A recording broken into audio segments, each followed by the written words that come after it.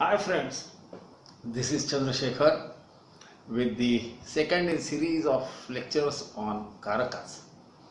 We have seen in the earlier lecture, the first lecture, about the Karakas in their different forms like Charakaraka, Sthirakaraka, Bhavakaraka, Khetvashad Bhavakaraka and so on and so forth.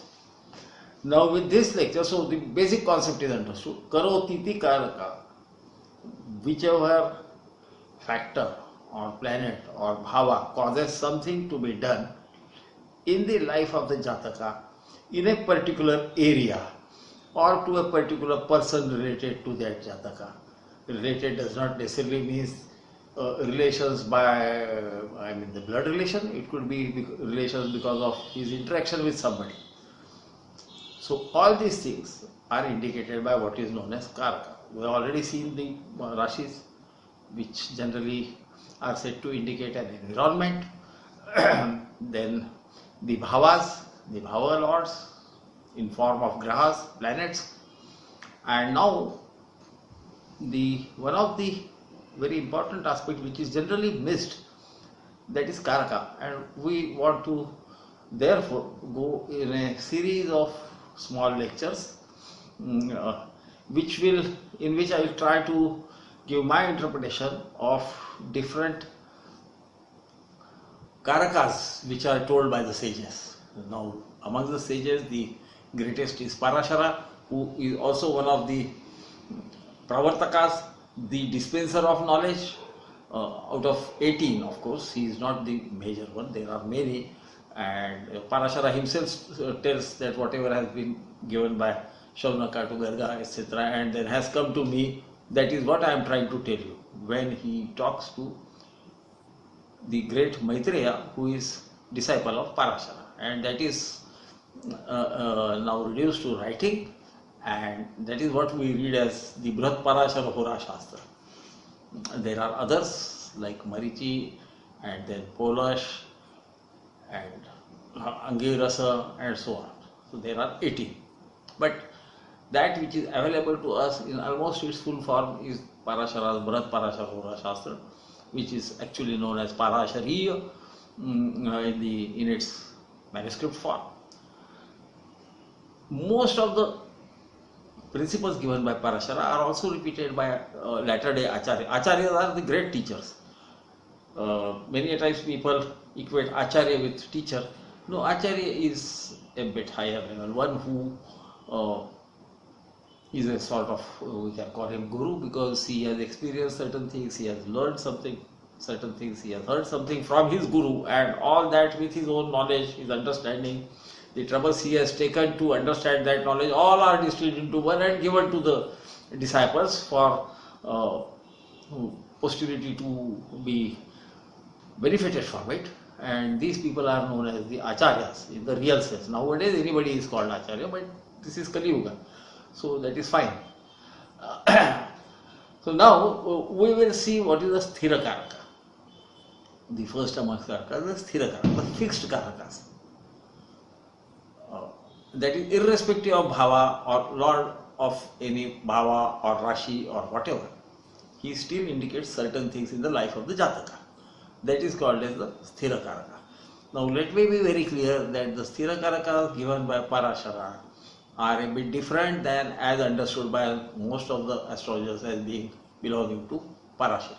However, when we come to the fourth lecture, I think, or somewhere like that, when it will be made clear where they converge, though there is a difference of opinion, there is also convergence. So, instead of wasting much time, I'll go ahead with what Parashara thinks are the permanent karakas. The tradition, or most of the astrologers think, sun is the karaka for father, moon for mother, Mercury for relatives in general, especially maternal relatives, Venus for spouse, Jupiter for children, then Rahu for paternal grandparents, and Ketu for maternal grandparents. Moon represents the mother. Rather, moon is the karaka who has some say over what is to be done as the Karaka for mother. And Saturn is called the Dukkha Karaka, Ayush Karaka. He is described in different forms, primarily indicating his being corrected or he ruling over our life in different manner. And so, see, it is life or your body well-being, which gives you the dukkha, the sorrow, and even the breath, because Saturn is also said to rule over breath, about which we will look into some further lecture when I might talk about diseases or how to try to pinpoint them, if you are patient to listen to an old man. So now we will see where is the difference. See, first thing where you will find a difference of opinion is when Parashara says stronger amongst Sun and Venus is the Karaka for father. The great Varahamir, one of also a great Acharya, says no. His opinion is if it is a day birth, then Sun is the Karaka for father. If it is a night birth, then Saturn happens to be the Karaka for father. In daytime, Saturn becomes the Pitru, that is paternal uncle, and in night time, since Saturn becomes the father or the Karaka, the indicator of father, Sun becomes the Pitru, the Karaka for paternal uncles. So others of course think that no, Sun is the Karaka for father, period. Then about mother, Parashara says stronger amongst Mars and Moon is the Karaka for mother. Here again there is a difference of opinion. The great Varahamihara says that if it is a night birth, Moon is the Karaka for mother and Venus is Karaka for aunts. Whereas if it is a daytime birth, then Venus is the Karaka for mother and Moon becomes Karaka for aunts. Now others of course say that no, nothing doing. Moon is the Karaka for mother, period. Of course there are Charakarakas in which it is looked at in different form, about which I might talk if people like me talking about Karakas after going through 3 or 4 lectures that I propose to deliver primarily on Karakas, excluding Charakarakas, because it's a more complex and more what I may call it, a bit controversial subject amongst astrologers because of difference of understanding, not because the Charakarakas are denied. So, so having said that, now here we have got a very peculiar situation. Why? Because Sun is a male planet, so his big Karaka for father is understandable. Why Venus, who is a female planet? Again, in the case of mother, the same thing. Mars is a male planet. Why should he be? And he is a fighter. He is a commander-in-chief in the army. And whereas Moon is a female planet, why should Mars come as the Karaka for mother, according to Parashara? Whereas in case of Varahamihara, there is at least some logic. Okay, Sun and Saturn, who is supposed to be male, though he is also called Eunuch, hermaphrodite, but he is supposed to be male. So one male or other, depending on day or night. Sun is powerful in the day anyway, Saturn is powerful in the night, is understandable.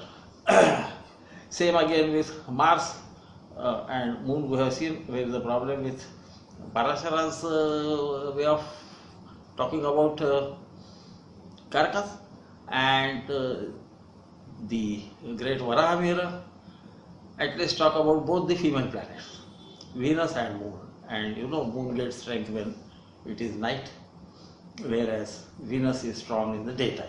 So if it is a day birth, mother is represented by Venus. We can understand the logic. That is why I am going to give titles as riddles in Sthira Karaka, and so don't be, this is a riddle. I think the key lies in the fact of Sun being, of course, the male and the Atma and the most important planet, and in a family it is the father who generally sets the rules. So Sun is fine. Why Venus? Perhaps because Venus rules over semen, which is given by the father for a Jataka to be born. So this is, to my mind, the reason Parashara has said this, but you will have to apply it to different charts and find out what happens. Same case with Mars. Mars rules over ovum, and ovum comes from a woman, a female, and then this ovum then fertilizes, becomes zygote, and becomes a fetus, and so on and so forth, goes on growing. In the same way, that moon also goes on growing. That is why it is connected with young children, very young children, and the mother. See, when she bears a child, that is when she becomes mother. Her stomach also starts changing its shape and so on, and there is some sort of a similarity or logic behind it. So don't just reject. After all, Parashara is a Pravartaka, a great knowledgeable person who has received this knowledge from great ones like Shauraka and Garga and others. So you can't throw him out. There is some logic. This is the riddle of Sthirakaraka, which you should be rather, at least I would request the young ones and the middle-aged astrologers to go into this in depth. I am now 72, so I may not have time enough left to solve this riddle. Next comes Venus. Now Venus is always associated with wife. You know that. Parashara says, no, he is Karaka for husband. Period. Guru, whom we generally and others say Venus is Karaka for both husband and wife. And he is called the Dara Karaka. Karaka for spouse. Parashara says he is Karaka for husband. Jupiter, whom most of the people think, besides being Putra Karaka, he is also Karaka for Pati in case of female charts. Parashara gives him the Karakatva of Pitamaha, paternal grandfather. Okay? He doesn't appear to be Putra Karaka per Parashara's definition of Sthira Karaka. Don't make that mistake. That is when this riddle becomes deeper and deeper and deeper as you go down the shloka. There is a Putraha Shanashcharat. So, sun, for sun, the Sthira Karaka according to great Parashara is Saturn. Whereas, generally we assume or we are taught that Jupiter is the Karaka for sun. As we go ahead, he says, Viprante Vasina Patni. Then, Pitarav, Shwasarau Tatha, Mata Mahadaya, Chintya, Etecha, Sthirakaraka. Now, this is the greatest riddle. Even the great translators like Sitaram Jha or Gadidhatta Tripathi or the great Santanam are all confused about it. Sitaram Jha goes on to say that something that Viprante Vasina is Shukra, Venus, because he is the last one. But then he goes on to say that since Ketu can also come at the end of something, so he means Ketu, and so there is huge confusion about what this represents. If you ask me, whatever I have been able to understand is Vipra also means moon. Okay. So since Vipra means moon and there is no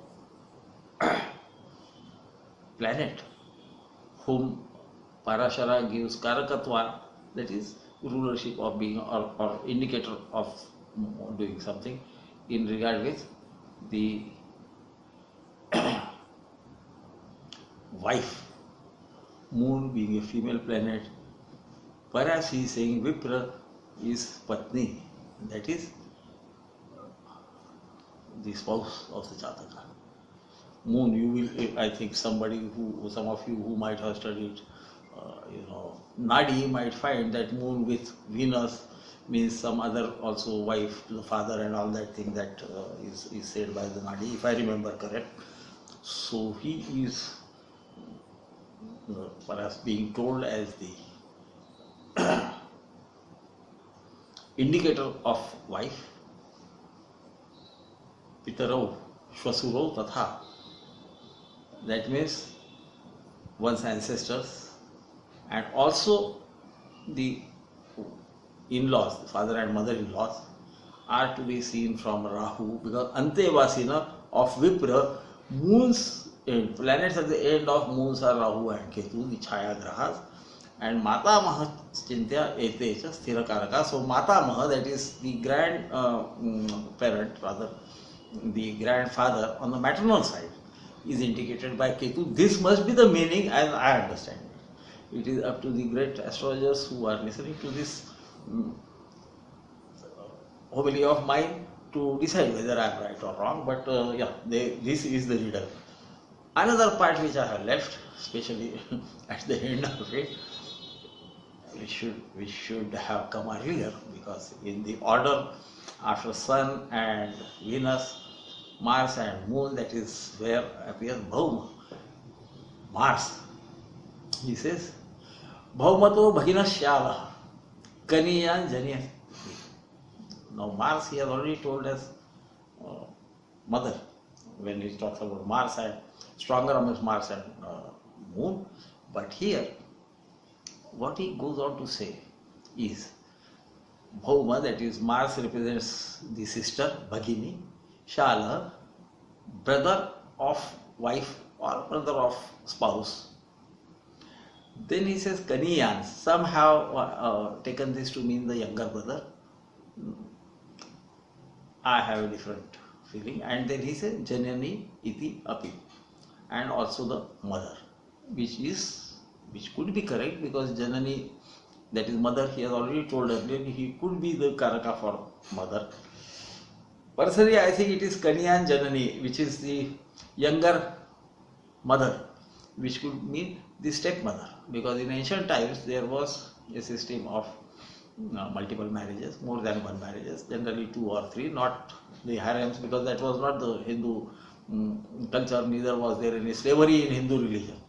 So that was out. Like Lord Rama's father had 3 wives, and they used to, most of the wives used to, those wives used to interact with each other almost like sisters. So the principal wife used to treat the next wife as her younger sister. So the Kaniyan Janani could mean the younger mother. I am not sure. Let me make it clear. I am no great sage, no Sanskrit scholar, but that is how I read the shloka and try to understand what is being told. As far as others are concerned, most of the acharyas agree on all other things. Now, the question is, if Putra is Shani, that is Sun is represented by Shani, so what is the great person trying to say? And why this Sun and Venus and everything, so this becomes a problem. One thought that is striking me is, when that Jataka himself is being concerned in the role of a sun, we must look at Saturn. Similarly for Bhauma and similarly for other planets. That is my interpretation of the riddle. I may be absolutely wrong.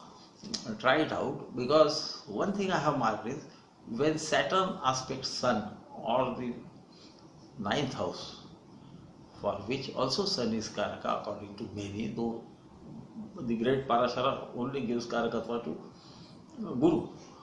But when Saturn aspects 9th house or Sun, you will find there will be great difference of opinion between father and son.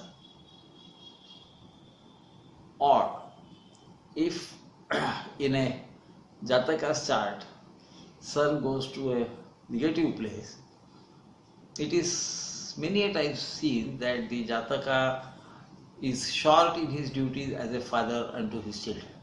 So this could be one of the keys of unlocking this riddle. I leave it to all great astrologers, the learned ones like Sanjay Rajji and Charak Sahab, K.S. Charak, K.M. Rao Sahab, and many others like Chakrapati Ullah and so many, who are much more knowledgeable than me, much more well read, to solve this puzzle. I also enjoin upon the youngsters amongst you who have got the time and the inclination to analyze, go into depth of things and find out what is happening in this second of my lectures on Karakas. And as usual, please give me your feedback about what you think. Uh, Whether bricks or bouquet, I am fine with both. Bricks I would appreciate more because that makes me think uh, more into depth about whether I am right or wrong. And so, my friends, I shall take your leave. I am recording this on a day earlier to Vijayadashmi, and though this will appear sometime later on the YouTube publicly available, but I'm loading it up on this day, and tomorrow I shall try to go in for another lecture, because I think this is the time. I have chosen this time because this is the time when a person is supposed to cross the boundaries of his kingdom. Here may be kingdom of knowledge, though I don't have any knowledge and any kingdom, but yeah, and go and find out something good and then distribute amongst his subjects. That is what was done on the day of Vijayadashmi. It is called the Simol Langan, crossing the borders of one's kingdom. That means one's domain. Bringing, gold from the, you can call it enemy or places unknown, and then distribute amongst his subjects. And the king was supposed to take care of his subject like a father does of his children, or a guru does of his, takes care of his shishya. So of course I am no guru, but yeah, I thought this is when I should start the riddles. And so, my friends, see you again. Until that time, good night, and wish you a very happy Vijayadashmi.